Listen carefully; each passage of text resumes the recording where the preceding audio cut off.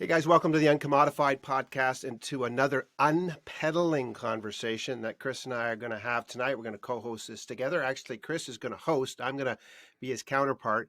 Want to welcome to the show tonight a colleague of mine years ago that I spent a lot of time working with, who worked for a company that I did a lot of work for 13 years. I want to welcome to the show Garry Scott. Garry, welcome to the show. Hey, good day, guys. Awesome. It's great to have you. So let me give you guys just a bit of a background here. So I met Garry originally around 2011.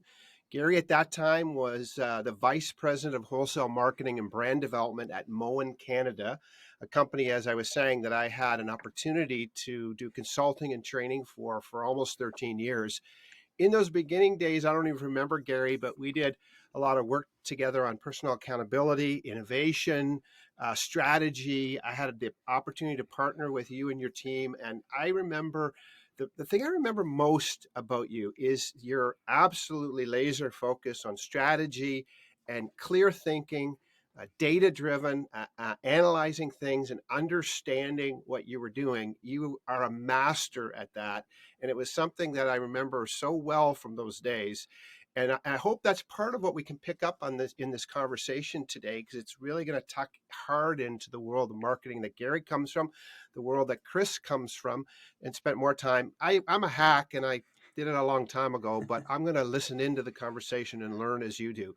A bit of background as I want to describe Garry. So Garry's someone who's been known for his whole career, for many, many years, for energizing brands. Not the Energizer Bunny brand, but energizing brand. Although it maybe was it the Energizer Bunny band? No, don't think so. Maybe it was.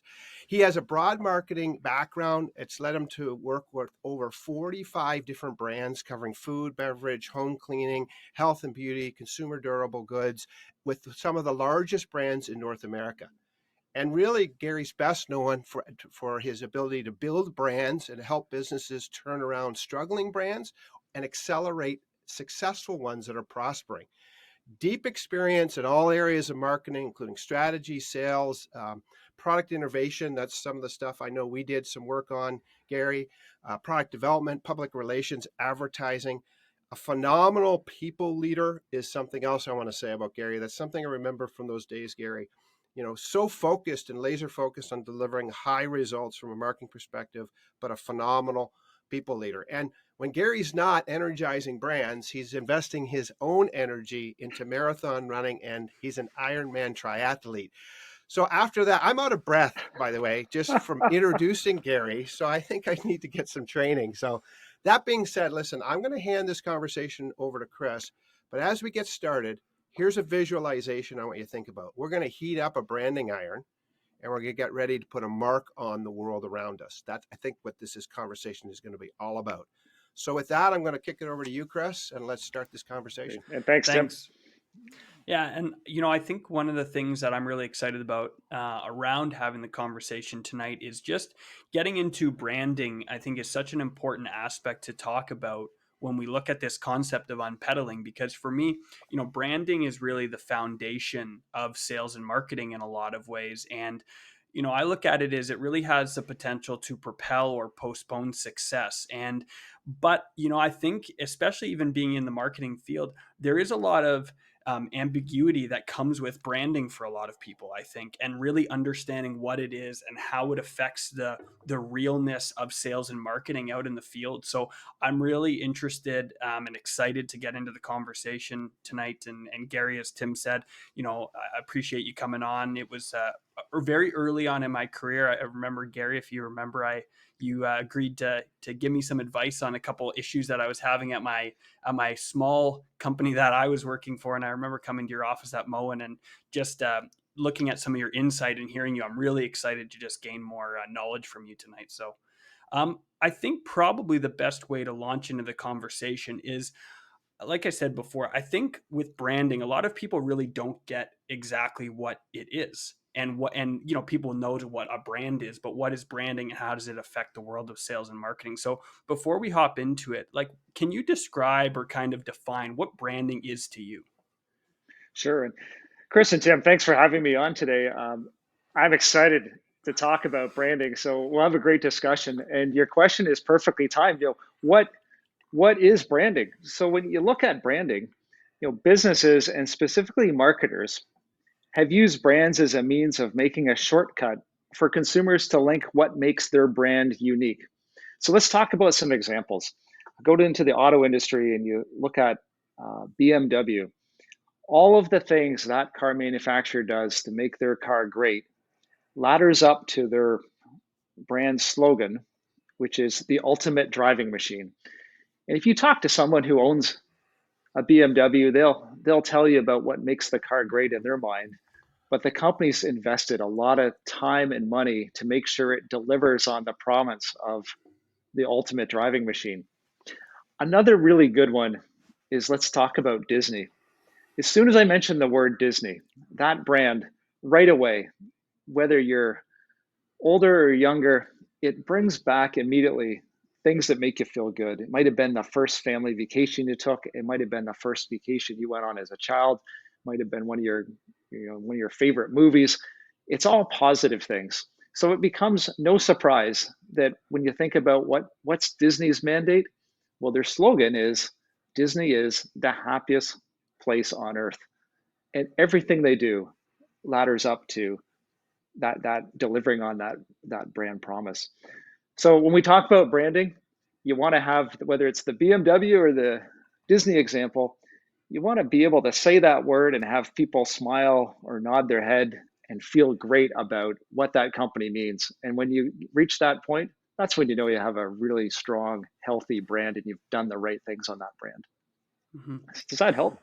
Yeah, absolutely. And I think, one of the things that I've always, been thinking about is, what do you think about, are brands created or are they discovered, or is it a bit of both? Because I think sometimes, really, I feel like my marketing career, how it started off and kind of where it's gone to, I never really got into, what is building big brand.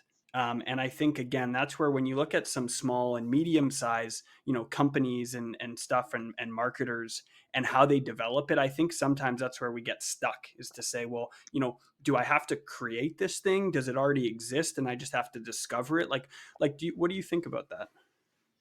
It's a great question. And brands are created. They're created, they evolve, and they're almost a bit like a living entity. And let me explain that a little further. Best analogy to a brand is a little bit like the stock price of a company. The value of that stock changes, literally by the minute, but it certainly changes day by day and year by year. And if the company's managed well, the value of the stock goes up over time. The brand is no different. You invest in the brand, you invest in the things that make the brand strong. So we talked earlier about Disney, all the things that, whether it's Disney or any other company, do to make their company healthier often come back to having a really strong brand. And you'll know you have a strong brand because consumers will ask for that brand when they go shopping, regardless of what the brand is. And the reason I say it evolves is brands get stronger over time. Sometimes they get weaker. We can think of examples over the last few years. Think of the airline industry. United Airlines, fly the friendly skies with United. And then there was an incident where the passenger got roughed up on the plane and dragged out in the most, uncivilized way, perhaps. And that made the news around the world. And suddenly, the brand promise of United wasn't what it should be. They didn't live up to it that day. And their brand was worth far less the following day. And they had to rebuild from that. So you can't take your brand for granted, but you invest in it. You spend time to make it stronger. So it is something that is created. And if you don't pay attention to it, or you do the wrong things as a business, as it evolves, as it moves, it can go up and down in terms of trust with consumers. So it's definitely something that consumers have to they look for as a bellwether of success for a company.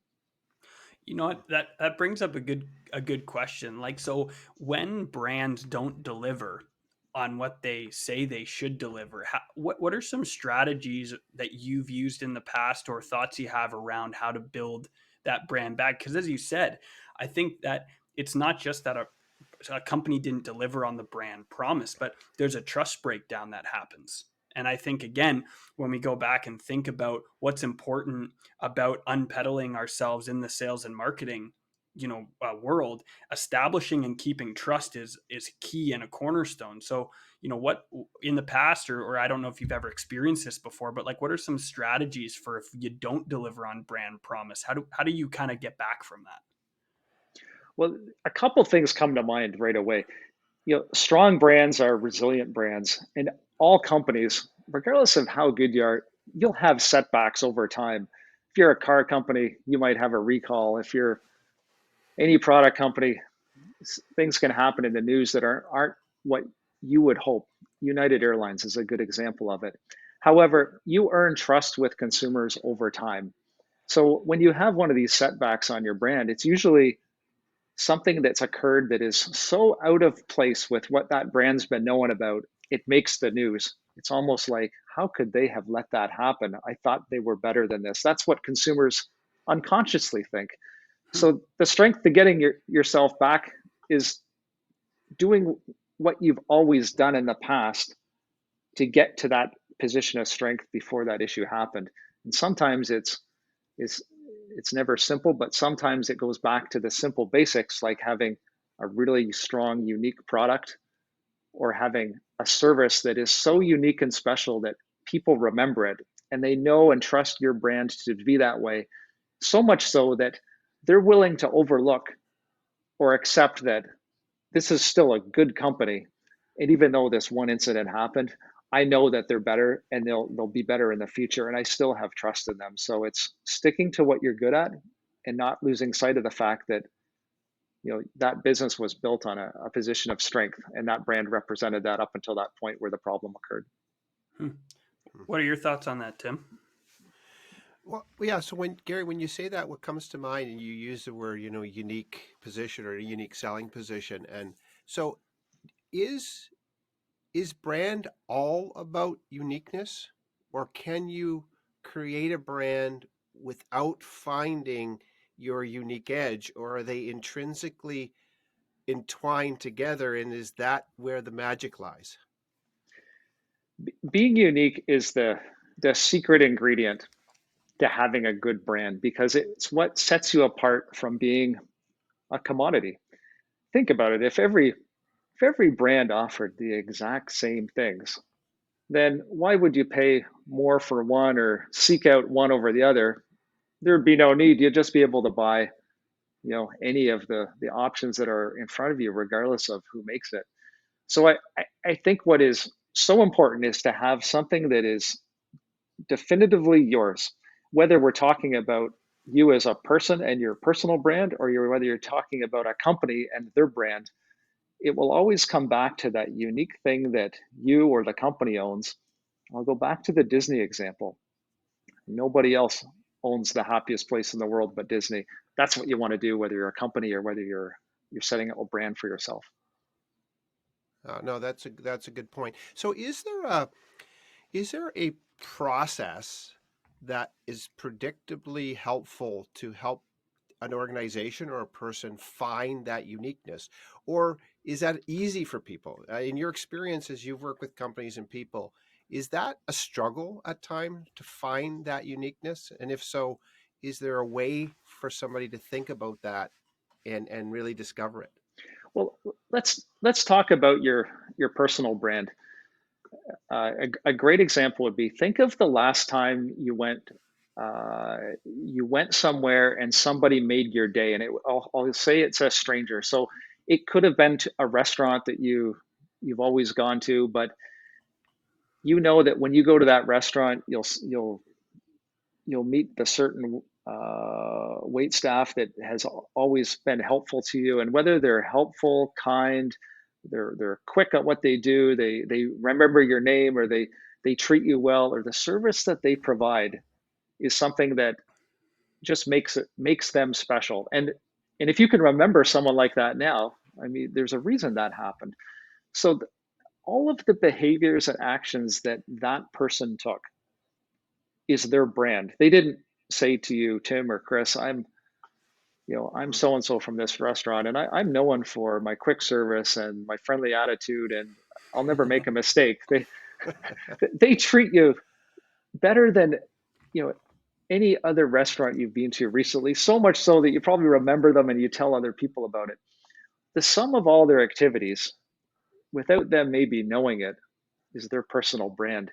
If you were to leave leave the room and then describe to somebody else what that person is, you would have glowing things to say about them. And that statement is that you've given to someone else. You've kind of written the branding position for that person. Now, while I've simplified it and used it as a person, you could apply that same analogy to a company. The sum of all the parts that makes you special, makes you great, makes you want to be connected to other people, or other people want to connect into you. That's your brand position. And if you don't write it, others will write it for you. So, a Uh, really important point. Hmm. mm, And that is a good point. one thing, Gary, that I have thought about in terms of creating brand is, what's your thoughts on how target market plays into creating brand? Because obviously there's an element here where brand, as you just talked about, it's those things that people say about you or your company when you're not in the room, but as from a company standpoint, creating a brand that resonates with their target market obviously is the sweet spot of what you want to create. So how does target market research and understanding those things play into creating and I guess continuing to keep a strong brand? Well, it's so important. When you're creating a brand, it's like you're creating a key, and that key doesn't open every lock in the world. It only opens the locks to the consumers that you have a service or a product or something to offer that they want. And the tighter you can define who your, if it's a company, the tighter you can define who your target market is, the easier it is to make the brand relevant to them. If I were to sell a product or service to people interested in buying a new car, it would be helpful for me to target only those people that are in the market for a new car, as opposed to just targeting everybody who may want a car one day but may not be in the market. So, limited budgets, limited resources, and obviously having a message that will resonate with that potential consumer is so much easier when you have a much narrower group of consumers to target. Hmm. You know what? I think that's a very important thing for everyone listening to pay attention to what Gary just said there. That a good brand is a key, and that is not for it doesn't unlock every door. And I think that is one of the secrets around unpedaling in a sales and marketing perspective, is getting to the point where you understand who you are trying to be is not for everybody, that you are not trying to be everything to everybody. Because then what happens is, I think you end up creating weak and anemic brands and pitches and all this stuff that goes along with it, because you think that every time you go to try and unlock a new door, you have to go rework the key every time, that you go and try and change your brand to be what people are wanting, rather than establishing that thing and really driving it home, and then finding customers and partners who align with that brand. And I think, that, Gary, what you said there, I think that's a very, very great analogy on how to think about what brand does. Is it kind of, yeah, it creates that key to make sure that there's alignment, with good partners in whatever your market is. I've never really looked at brand that way, but I think that's a very interesting way to look at it. Tim, what are your thoughts on that? Yeah, no, I think it's powerful, but it makes me wonder though. Sometimes if you're old enough like me, your keys wear out, and they don't unlock that lock anymore. Like, have a do they have a life cycle, in the sense that, like, can a brand get so tired that you need to find a new one? And how would you know that a shift is required? So yes, brands can wear out, but they can come back to life again. I'll take a Okay. great example, Tim, and I won't use ages here, but if you think about Old Spice, in the I knew health you and were beauty gonna. segment. I knew you were gonna say that, Gary. I mean, Old Spice was Mhm. something that, gee, it goes Yeah. back decades and decades. It was a brand that was used a long time ago. Today it, Hey, I used it. you know, today it targets younger adults. So there's a brand that still resonates with consumers today that had a completely different positioning years ago. And what's key is it's a different positioning. It resonated with that target market um, literally decades ago. It's a different brand today, but the logo looks still looks similar, but they've changed their focus and it now goes after a new consumer group, and that new consumer group wasn't born when the old one was still in place. So, to answer your question, the brands can get old and tired, and they evolve. As I said earlier, they evolve. So the brand Hmm. shifts with the needs of the marketplace and the needs of that company. Have you ever experienced in the work that you've done or people you've connected where there's been deep resistance within people who are so committed to a certain brand identity, and it does need to start shifting, but yet they really struggle to cross the Rubicon and get to the other side because it's become so embedded in them, where because this sounds like it's almost like a person in the room. The brand becomes an entity, and people must get a relationship with it, which is good. But sometimes, I suppose, can that get in the way of people's progression where they're so committed to an old identity? Absolutely. Changing a brand's position is one of the toughest things to do for two reasons. The first is you have an organization that's grown up with a brand with a certain positioning, and it's worked, it's been successful, it's got them to where they were at the point that you said, I think we can do better if we change it to something different. And the degree of different leads to an amount of stress because you're going to part with something you did in the past and try something new. And in that transition, there's a new business risk. I've worked on many brands that have been successful over time with, I'll say, a constant, steady message. And then new research came along that said we could do better if we talked to today's consumers in a different way. If we position the brand to them that goes after their needs, because the old positioning did not work or won't work as well as doing something new.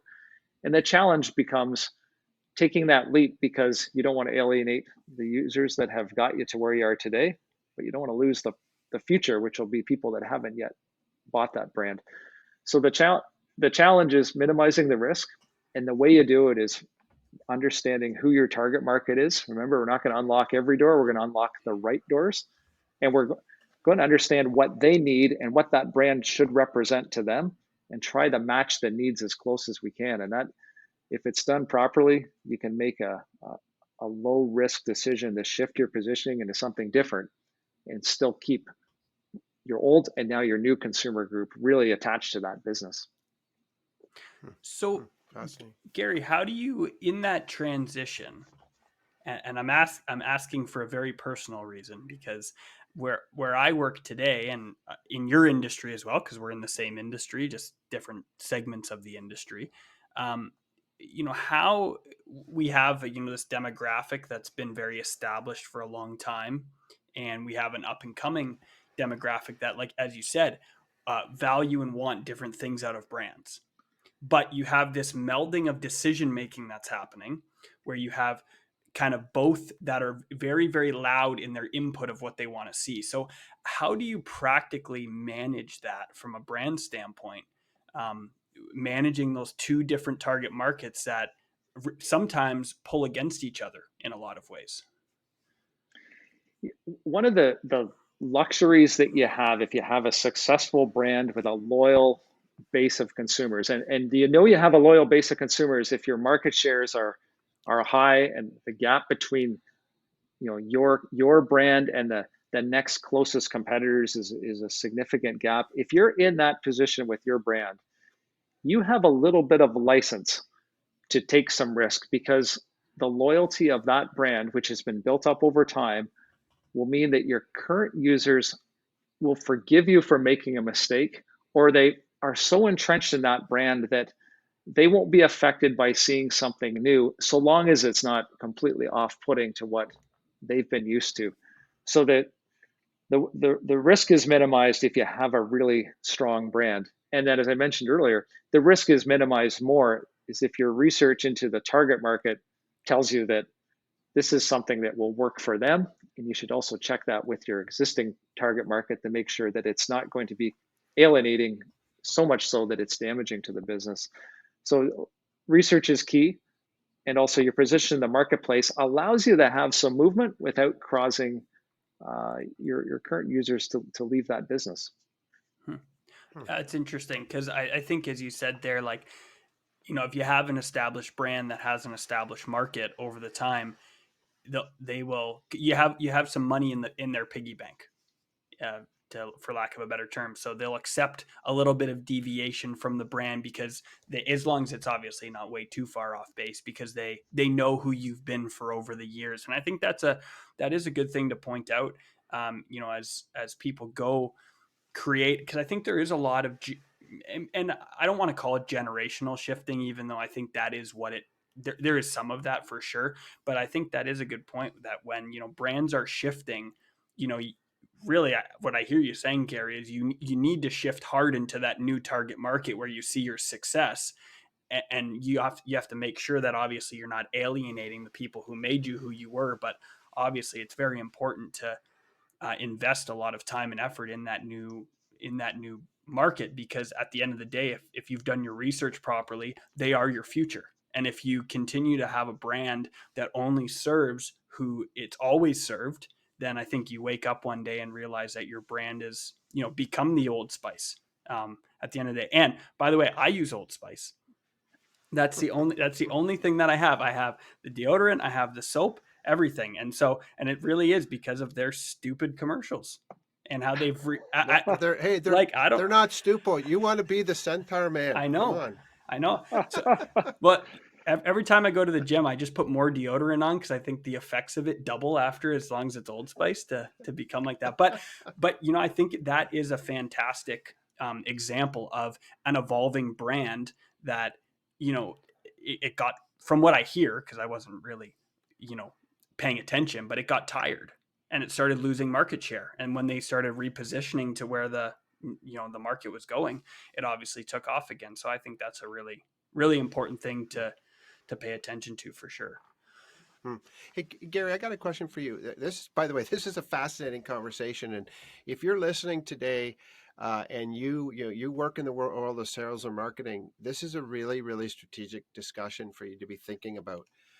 If you don't work in those worlds and you're just listening in, there is personal application of this, as Gary said, because brands are very personal. And we'll talk about that in the latter part of our discussion tonight as well, because there is that deep personal connection to our own brand of who we are as people. How do we want to be known? What that says about us. I mean, that's a whole nother conversation and probably a whole nother podcast at some point. But Gary, my question to you is that, so the interplay between marketing and branding and PR. So one of the questions I have would be is, so what role does your PR, your public relation vehicles, or even if it's your social channels or whatever, but what do they play? How do they interconnect in this, and how do you align those things? Because you have different people coming at this from different angle, and is it really a master strategy everybody commits to and then discharges in different ways, or how do these other parts of marketing fit into this brand creation and identity? Tim, such a great question. Think of the media world we live in today, and where do you and picture the last 24 hours of viewing of advertising that you've seen and where you saw it. So you've probably listened to something on the radio, maybe a great podcast, the TV, the internet, using your desktop, internet using your phone. If you went for a drive, you would have seen advertising in many different forms driving around, and And if you went into a store, you would have seen yet even more. So this message here is we are bombarded with advertising and branding messages from the moment we get up till the moment we go to bed. And if the marketer's done a good job, hopefully you'll dream about their brand as well. But the waking hours is nothing but a series of advertisements that are coming at you all day long. So that the most important thing a good brand will do is that message that you want to get out is consistent regardless of where you see it. If I use a product example, if you think of Coca-Cola, everybody can picture the red Coke can. The Coke logo and the red Coke can looks the same everywhere you see it, whether it's on the vending machine, if it's at the restaurant, whether it's a commercial you see on TV or anywhere else you see their messaging. I think they're one of the best at being consistent in using their brand. And they're not the only one, they're just one that everybody can relate to. So when you ask about public relations or advertising on TV or social media, the thing that links them all together is the brand message needs to be the same. And that connection to the audience that we talked about earlier about let's make sure that our brand is focused to your target audience. All of those messages, regardless of which form they come in, should have that same focus, regardless of where you're seeing it.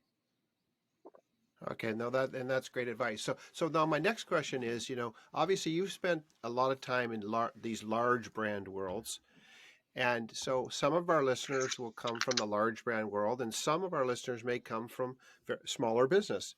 And sometimes I think for smaller business, they hear these kind of conversation and say, well, that's for the big boys. Like I can't do that. That's far beyond my budget or my scope.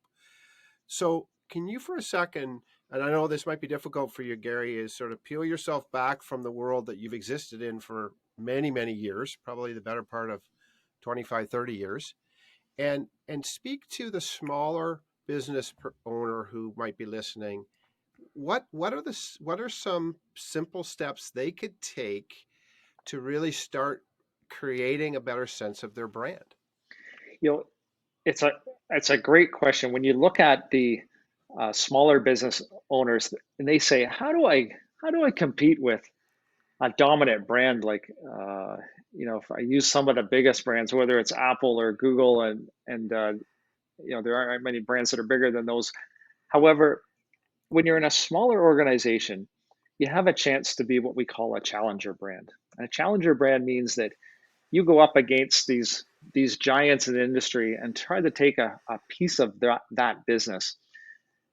If I flip the story around, if you're a large company, the way you stay large is you appeal to the masses. You have to have a brand that appeals to a great many people, so you have scale. So that's where they're going to win. Where they can't win, though, is being everything to everybody. And that's Mm. where the challenger brand, or in this case, the small business owner, can really make a difference. And I'll talk about it in just a second. But if I just go through the theory here, a small business can be targeted to a very narrow part of the population. They can target their service to somebody who can it can be unique to them that a big brand can never do. If I use an example of one of your local businesses on Main Street, they're not competing with Walmart, although they'll tell you they are. But what they're competing with is they're a convenient stop. They give personalized service. They might sell products that you can't buy anywhere else. And when you go into their store, you're one of a few instead of one of 1,000 they'll see in the span of an hour. So a small business has a chance to differentiate themselves and be unique in a way that a large company never could. So it goes back to the being really tight on your target audience and challenge that bigger brand. Do what they can't do. Be customized, be unique, be scrappy and entrepreneurial, and be all the things that a large brand can't that has to compete with the masses. Yeah, That's good advice. that's very interesting, Garry. And I think too, for a lot of small business owners, I think there's a sense of fear that comes into making that decision, because I think, in friends I have who own small businesses and conversations we get into, there's almost this fear like, well, if I don't go big, then I won't ever grow. And I think a lot of people get lost in that sense of, well, if I'm not trying to be everything to everybody, then how am I ever going to grow my business effectively? And I think what you said is just so counter to, I think, how a lot of people look at that, to say, no, go hard into the small, unique places where you can be really impactful and create that sort of cult following that really starts. Like, I think of brands like Ten Tree. I don't know if you know that brand, Gary. They make t-shirts and clothing, and it's there for them. It's all about environmentalists and all that kind of stuff, and they've tapped into this niche market of people who are willing to pay $40 for a t-shirt because they like what the brand is doing. Well, there you go. Tim's one of those what I would call them suckers to those companies. But sorry. Hey. That's not very nice. But again, I think, Gary, I think what you said is very powerful, and often something that I believe, out of fear, small businesses forget or don't clue into, because they believe that if they don't try and be everything, they're never going to be able to sustain themselves. And so I think that's a very important thing that you said there, is if you're a small business listening, or even, in the sales world trying to grow a small business, it's like, don't try and get consumed by going everywhere. Go and be something and the right thing to the people that that you can be successful with, and find those small wins. I think that's a very powerful message for people to understand, because we get opportunity blindness. I think that's the problem with small and medium-sized brands. They get opportunity blindness. If you think about commodities, with a commodity, the person who gets the sale is the one that has the lowest price, because everything else is the same. You want to be anything but a commodity. So whether you're a small business or a large business, but particularly because of the question you asked, if you're a small business, uncommodify yourself. Find the ways to get the distinct, unique positioning, your own branding that the big guys can't do. And then that's where you're going to win, because once it's a commodity, you probably can't compete with the largest players who have the volume to buy at a lower price than you do, and that's going to be a tough business model. Yeah. Mm-hmm. Hey, we're going to tip into that idea of uncommodification, and obviously this podcast is called the Uncommodified podcast, so obviously this always dovetails nice for me. But Gary, I'm going to go out on a limb right now, and we didn't discuss this, and I want to give you liberty to tell me, Tim, that's a terrible idea. So I'm going to ask for some advice from you. So as I hear this conversation about being a small business going after the big guy, I have this mental picture in my mind of the David Goliath type of scenario. So let's just say I was looking for advice from you, and seriously, I'm going to tell my listeners, we haven't talked about this. I'm just going to take a flyer. And Gary, if you tell me that's the most cockamamie idea ever, never do what Tim is suggesting, then you should go ahead. Give great advice. So if I came to you as a consultant and said, okay, I'm going to go after the big guys, and my narrative that I'm going to paint, my brand the identity is going to be Goliath going against the David, and I'm going to appeal to that messaging and that imagery and all of that, and that I can do what the giant can't, and all that narrative. Okay, and we know it from, some people know that from, maybe a historical sort of spiritual story, and some people know it from a more recent book written in business. Would you advise me against or for that strategy? So if I heard you correctly, Tim, what you've said is you're going to do what we just talked about. You're going to carve out a niche for yourself, be unique, do the things that the large company can't do, or they can't do it easily. Not that they can't do it, but they're unlikely to do it. You're going to differentiate your business in a way that's different from what they're currently doing and being successful with.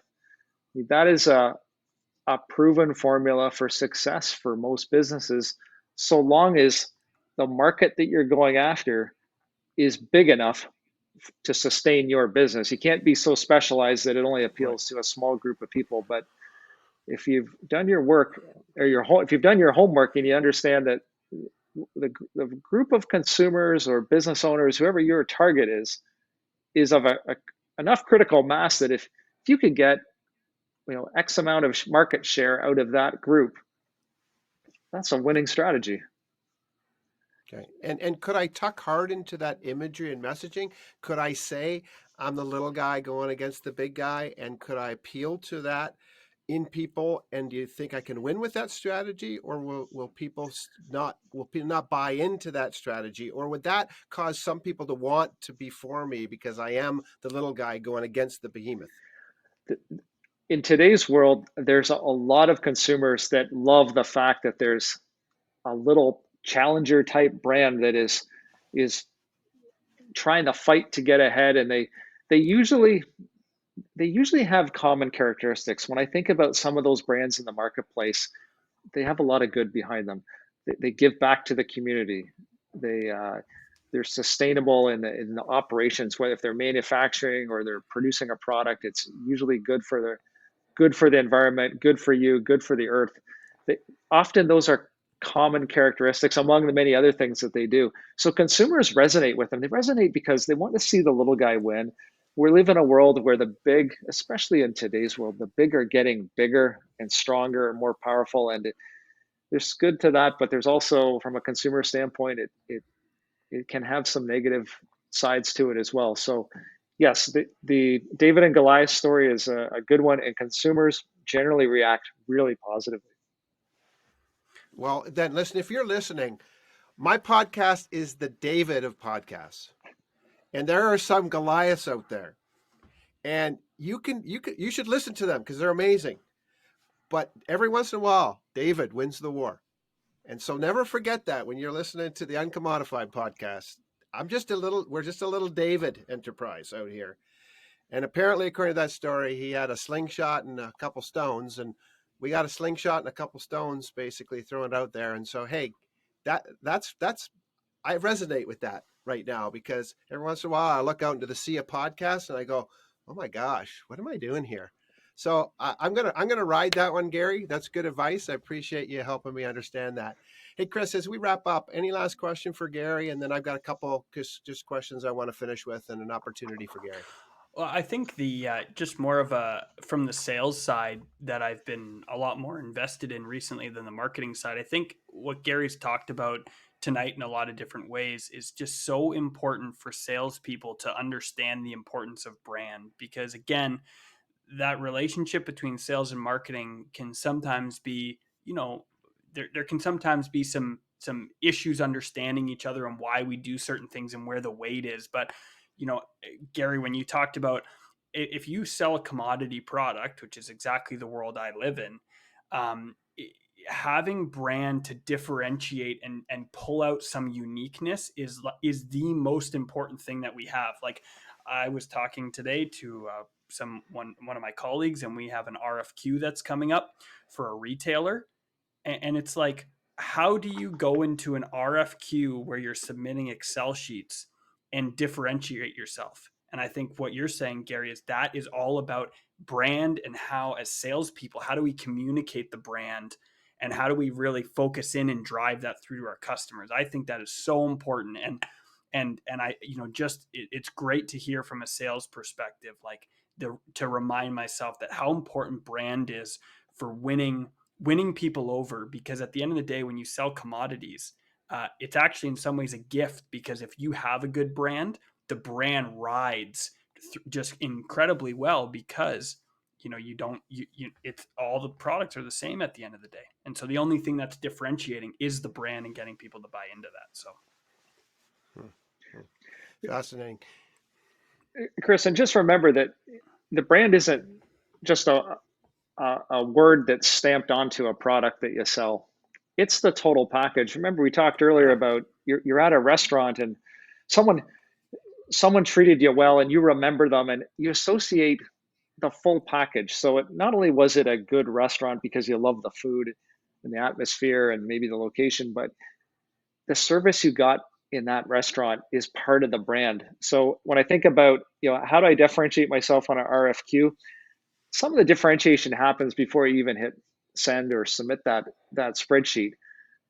The approach you've had with that account, or the way you've got to know those people, and the interactions you've had all in and around that one piece, the RFQ in this case, all add up to your brand. So think about the RFQ as the meal, and all the other things that went around that meal in the restaurant is what you also bring to the table. So the brand starts with everyone who speaks to that customer, and it ends with hopefully with the sale. Yeah, that's awesome. I love that analogy. It's great advice. And you know what? I'm gonna use that analogy, I think, to transition. We appreciate you. If you're listening today, we really appreciate you giving us a gift of your time. You don't get it back once you give it to us. And we're going to begin to wrap things up today. But you know, when you think of what you just said about what you serve up around it. So I got a question for you. When Garry Scott is serving up his unique best, when Gary's being his most uncommodified self, and when Gary's on brand, what are you doing that's setting you apart from the world you live in, which we can become commodities if we're not careful? So what's Garry when he's on brand and unique? What are you doing? What are you bringing? So me, I'm the leader. I'm the marketer that energizes brands. I wake up sleeping brands. I take brands that are successful and I take them to the next level. But that's the outcome. What I really do is I take the risk and the stress off of the other leaders in the business. I let them focus on the problems at hand and leave the marketing to myself. I've done that successfully on more than 45 different brands and applied the right different types of marketing. We talked earlier about there's so much interaction with advertising. And from the moment you wake up to the time you go to bed, how do you know what to do? Well, if you do it right, you can connect with your target consumer the right way, the right number of times over the course of a day or over the course of your business cycle. And if you do it well, the brand comes back to life. And that's the magic or the skill that I brought to many businesses over my career. Yeah, and man, I can affirm that. And I saw you do it in the work that I had the privilege of partnering with you with Moen in a season of some of their own transition and looking at different markets and all the things that were happening back in those days when you first started there. So with great skill and success, you obviously have done that. I'm going to put a personal plug in for Garry. If you want to hunt down Garry, you can find him on LinkedIn. And it's Garry, Garry with two R's, Scott with two T's. You should hunt him down on LinkedIn. If you've got a tired brand that needs life in it, you should talk to Garry.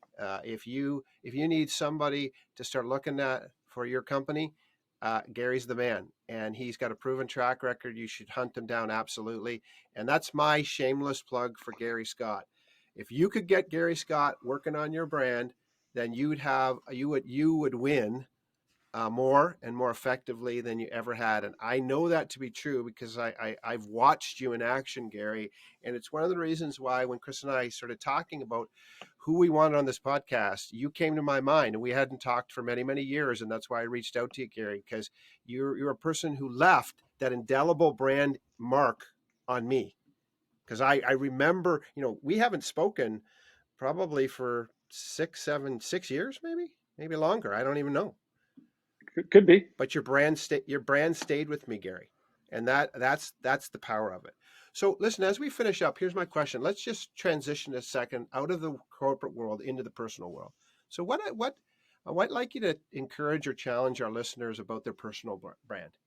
You talked a little bit about that personal brand. So just share some thoughts on personal branding, and maybe just how do I discover my personal brand? Like if I was going to do that, because at the end of the day, I guess that's where it starts, because it's people, right? So what challenge or advice could you give us about our personal brand?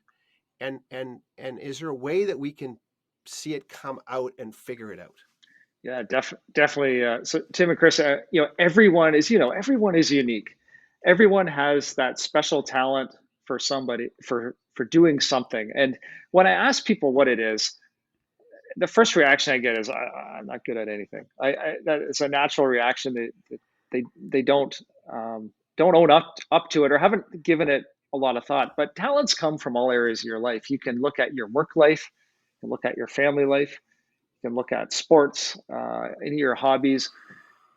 everyone has a bunch of things that they do that is unique and special to them. And you could be, as an example, you could be a great coach in your community sports league, whether it's hockey or soccer or whatever it happens to be. And out of that come so many special talents, whether it's leadership or working with people or teaching people. There's so many different things. So think of, I ask people to take grab a sheet of paper and start to jot down, what are all the things that you think you're good at? Ask your family, ask your friends, ask them the same question. Now you're going to have thick skin with this, because you're going to hear things like you may not want to hear, like you're good at watching TV or operating the remote control like nobody else. Those are skills, but they're probably not skills that you're going to get paid well for too many companies. But there's a lot of good skills that all of us have, and it starts in school. It happens through work. You evolve over time, and you learn new skills through life as well. So chances are, and not chances are, I think the chances are excellent that if you build out this, hopefully it's a long list. I think everybody has a long list, but you'll start with a short one and it'll start to grow. As you look at that list, you'll be able to step back, and there's something in your list that people know you for, love you for, will hire you for. And the more that you can understand what you're great at, and I can't stress this enough, everybody's great at a lot of things. You just have to let yourself believe you're great at it. And sometimes your friends and family will be able to tell you before you come to that realization. Once you know what it is, you've uncommodified yourself. You've gone from that spot where you feel like you're the same as everyone else in your field, whatever it is you do is your occupation, to now you've got something that makes you unique. And my challenge I'd throw out to all of the listeners is make the list and fill in the blank. You are the world's greatest, and put the end to it. And that is how you will uncommodify yourself, and a quick and easy exercise to help you get there. Garry, great wisdom. Really appreciate it. Chris, thanks for leading this discussion tonight. Listen, as we wrap up, I want to thank you for listening. It's a gift that you give to us when you listen. Here's my challenge to you. As you think about the conversation that you had, if you're applying it to big business, small business, applying it to yourself, applying it to a community group, applying it to whatever you're applying to, do us a favor. As you do that, email me at tim@theuncommodified.com, or connect with me on social media, and let Garry and Chris and myself know how you're unpacking and unpedaling all of this in the real world that you live and work in. Here's my challenge to you as we finish. Heat up the branding iron and press it hard into your world. Leave your unique mark. Heat and pressure applied forcefully against your world, not to hurt it, but to make a positive impression in it, and make a brand impression in the minds and the hearts of the market that you work in, or the masses of people you connect with. Thanks for joining us, and have an unpedaling kind of day.